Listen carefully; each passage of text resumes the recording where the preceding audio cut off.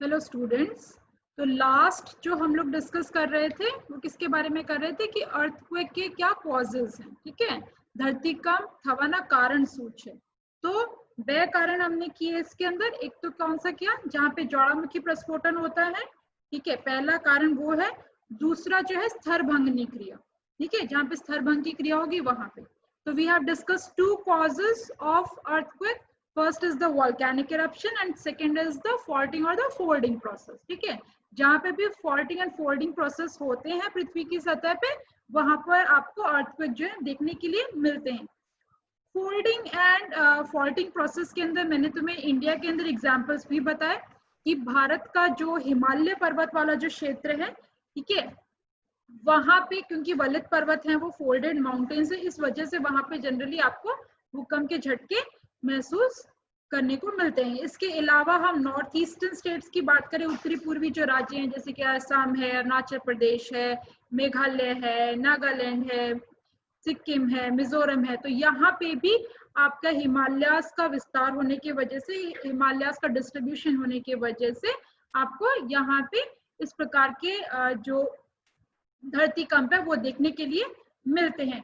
Same आपको even 26 जनवरी 2001 में जो भुज में जो अर्थक्वेक आया था, गुजरात में ये जो अर्थक्वेक आया था हमारे गणतंत्र दिवस वाले दिन, तो उस अर्थक्वेक का भी यही रीजन था कि निचली जो सतह थी, ठीक है, वहां पे जो प्लेट थी, प्लेट में मूवमेंट होने की वजह से, उनके अंदर फॉल्टिंग प्रोसेस होने की वजह से, स्थरभंग की क्रिया होने की वजह से जो है हमें ये अर्थक्वेक देखने के लिए मिला था।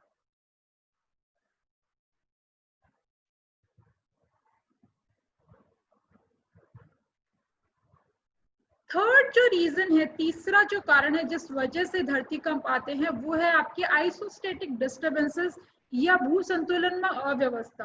भू संतुलन में अव्यवस्था की जो स्थिति है, ये हम देखें तो जनरली एक जो स्टेबिलिटी है वो आपको देखने के लिए मिलती है किसी भी सरफेस के ऊपर। तो अर्थ सरफेस जो है, पृथ्वी की जो सतह है, उसके ऊपर एक लंबे समय तक एक व्यवस्थित स्थिति हमें देखने के लिए मिलती है, एक प्रॉपर स्टेबिलिटी जो है वो डिस्ट्रीब्यूटेड हमें देखने के लिए मिलती है। लेकिन अचानक कोई ऐसी घटना हो, कोई ऐसी सिचुएशन हो कि ये जो स्टेबिलिटी है वो उसके अंदर कुछ प्रॉब्लम आ जाए और एक अनस्टेबिलिटी की सिचुएशन अगर हो जाए, तो उस वजह से भी आपके धरतीकंप आ जाते हैं। जैसे कि कोई एक जगह है जो कि प्लेन था, समझ लो कि वो समतल था, लेकिन वहां पे अभी पहाड़ का निर्माण हो गया अचानक। ठीक है, वहां पे आपके माउंटेन्स बन गए। तो माउंटेन्स बनने की वजह से, पहाड़ वहां पे बन गए हैं, तो उस वजह से क्या होगा, निचली जो सतह है वहां पे दबाव बढ़ जाएगा, वहां पे आपका जो प्रेशर है वो इंक्रीज हो जाएगा। तो वैसे में ये प्रेशर इंक्रीज होने की वजह से, तो वहां की जो एक नेचुरल जो स्टेबिलिटी थी, ठीक है, एक नेचुरल जो व्यवस्था था वहां पे थी, ठीक है, तो उसके अंदर एक अव्यवस्था की स्थिति आ जाएगी, तो उस वजह से भी आपके अर्थक्वेक आ जाते हैं। ऐसा ही एक एग्जांपल आपको देखने के लिए मिलेगा कि पहाड़ी क्षेत्रों में, हिली एरियाज के अंदर अगर हम बात करें, तो भूमिपात बहुत एक कॉमन सिचुएशन है। ठीक है, ये भी हमने डिस्कस किया है पहले। लैंडस्लाइड्स जो है काफी कॉमन फीचर आपको देखने के लिए मिलता है हिली एरियाज पे, पहाड़ी क्षेत्रों के अंदर।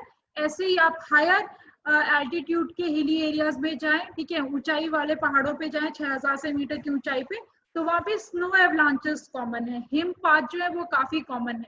तो ऐसे में क्या है, वहां पे एक व्यवस्थित स्थिति कौन सी है कि वो पहाड़ वैसे ही रहे, ठीक है, लेकिन अगर उसका अपर्दन होता है, घसारण होता है, ठीक है, अगर वहां पे वेदरिंग प्रोसेस होता है, इरोशनल प्रोसेस होता है, और ऊपर जो भी खड़कों पत्थर वगैरह है या स्नो है वो, या मिट्टी है, वो नीचे आ जाती है, तो ऐसे में क्या होगा, वेट जो है वो रिड्यूस हो जाएगा, आपका उसके ऊपर जो वजन है वो कम हो जाएगा, जिस वजह से वहां पे एक अस्थिरता की जो स्थिति है वो आपको देखने के लिए मिलेगी। सिमिलरली ऐसा ही अगर कहीं पे जो पहाड़ों से नदियां वगैरह निकल रही हैं, आपके नदियों की उत्पत्ति हो रही है, wherever rivers are originating from any of the mountains or the hilly areas, तो रिवर्स क्या करती है, जब जाती हैं तो वहां से घसारण विदारण करके मिट्टियां खड़को जो है उसको वहां से रिमूव करते हुए, वहां से निकाल करके ले जाती है, ठीक है, और ले जाकर के दूसरे एक एरिया के अंदर वहां पे उसका डिस्ट्रीब्यूशन कर देती है, वहां पे उसका वितरण कर देती है। तो यहाँ से रिमूव कर दिया तो यहाँ पे क्या हुआ, यहाँ पे वेट डिक्रीज हो गया है, वजन जो है वो कम हो गया है, इसलिए इंस्टेबिलिटी आ गई, अस्थिरता आ गई। और उसके नीचे वाला जो क्षेत्र है, ठीक है, समतल जो क्षेत्र, वहां पे क्या हो गया, वो खड़कों पत्थर जो है वो सेडिमेंट लोड जो उसका डिपोजिशन हो गया, उसका निक्षेपण हो गया। अब उसका डिपोजिशन निक्षेपण होने की वजह से वहां पे क्या होगा, वहां पे वेट इंक्रीज हो जाएगा, वजन जो है वो बढ़ जाएगा। तो ये भी एक इंस्टेबिलिटी की सिचुएशन आ गई, जिस वजह से भी स्मॉल ट्रेमर्स जो है, हल्के भूकंप जो है हमें देखने के लिए मिलते हैं। सेम ऐसा ही आप समुद्रों के तल में देखें, ठीक है, ओशनिक सरफेस के अंदर अगर देखें तो रिवर्स जनरली क्या होता है, समुद्रों में जाकर के मिलती है। तो समुद्र में नदियों के मिलने के वजह से नदियां जो अपने साथ मिट्टी खड़कों वगैरह लेकर के उसके अंदर जो उसका डिपोजिशन करती है, उसका निक्षेपण करती है, तो उसके अंदर धीरे धीरे क्या होता है, समुद्र के तल में उसका वजन बढ़ता जाता है, तो उस वजह से उसका प्रेशर जो है वो इंक्रीज होता जाता है। तो उससे एक असंतुलन या हमारे आइसोस्टेटिक डिस्टरबेंस का जो सिचुएशन है वो क्रिएट हो जाता है, जिस वजह से वहां पे धरती कंप या भूकंप जो है वो आपको देखने के लिए मिलेंगे। इसीलिए आप देखोगे कि हिंदुकुश जो है यहाँ पे आपको धरती कंप देखने के लिए मिलते हैं। ऐसा ही आप नेक्स्ट जो, हाँ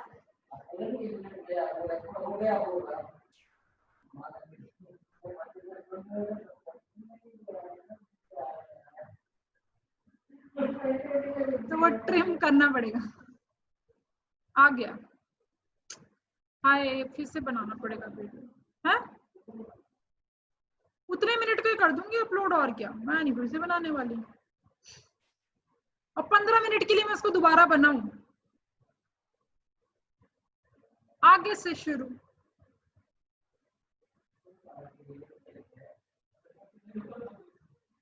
वैसे भी नेक्स्ट में बोल रही थी ना जड़िए बाहर, तो ठीक है वो मैं कर देती हूँ, अब इतना तो होगा ही ना, क्या कर सकते।